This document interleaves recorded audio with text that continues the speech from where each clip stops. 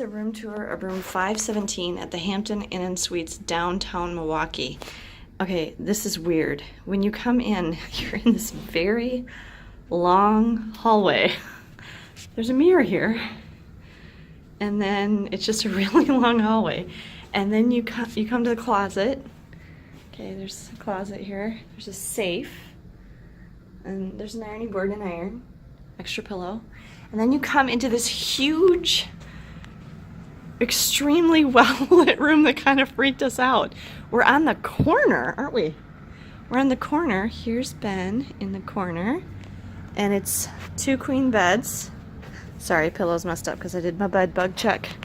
2 queen beds. It has the same modern furnishings that the one last night did, but they're a little banged up. So I think this has been more, fridge down here, more well used, if you will. We have quite the view. We're right in downtown Milwaukee. Parking was a nightmare because everything was under construction, and I don't like driving in big cities that I'm not familiar with. And then over here, there's more windows because we're in a corner room, which is just crazy. And then there's a full-length mirror here, and then the bathroom is really, really small compared to the massive bedroom. Where are you? The curved shower rod looks like it's seen better days, like it's gonna fall down. Tub, shower, toilet, very small sink. It's a good thing it's only Ben and I, because all 3 of us stuff would not fit there. It's a very small bathroom. So anyway, this is the Hampton Inn Suites in downtown Milwaukee. Safe travels.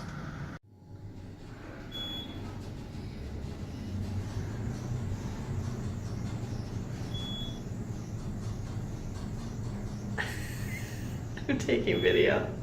Oh. You were doing such a good job of holding still.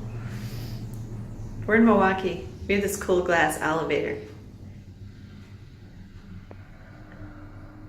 Good morning, guys. This is going to be part 2 of my room tour of the Hampton Inn. I don't know if it's a Hampton Inn or Hampton Inn Suites in downtown Milwaukee.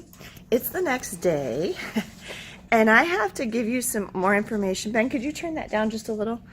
I have to give you some more information about why this may be the most terrifying hotel we've ever stayed in. Okay, first of all, this hallway down here that we had to come in last night after dark, remember that big long hallway I told you about? See this? Look how creepy this is. Okay, coming into this at 10 something at night when it's dark outside is absolutely terrifying when the room beyond is also dark.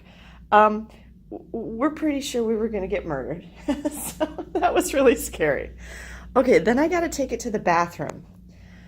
A few things in the bathroom. First of all, my house is 138 years old, and I have better water pressure than this shower. This shower's water pressure was absolutely dismal.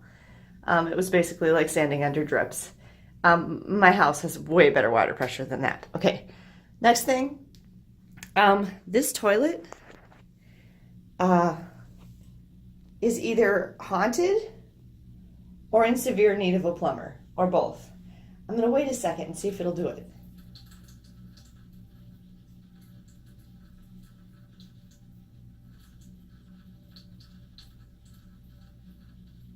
Did you hear that? Did you hear that? It just randomly makes water noises like all the time. That was one of them. It does other ones too. I don't know what's up with that. Okay, but there's something wrong with that toilet.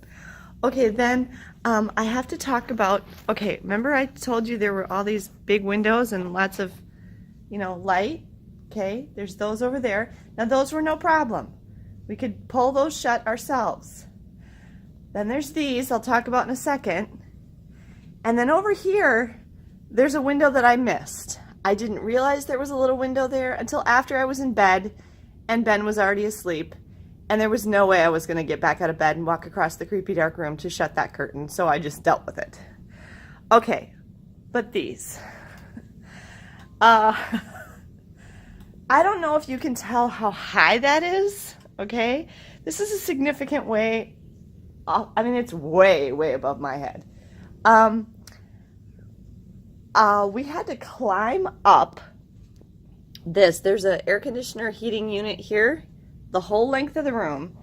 And first Ben climbed up there, but he was not strong enough to pull the drapes. They're really big. I mean, it's probably twice his height, maybe even twice mine. This is the length of those curtains. And he couldn't get them. And so he got back down. I had to use this thing, the red thing that my suitcase is sitting on. I had to use that to climb up there and then pull these drapes shut. Now, you just need to keep in mind, we're 5 stories above the ground, and those are huge plate glass windows. They're like this, okay?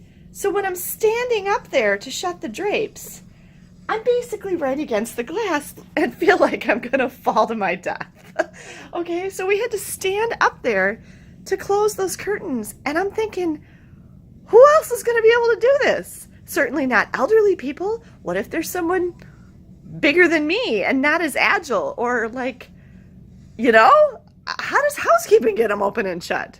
So, I mean, we got them shut, but that was quite the task and kind of scary.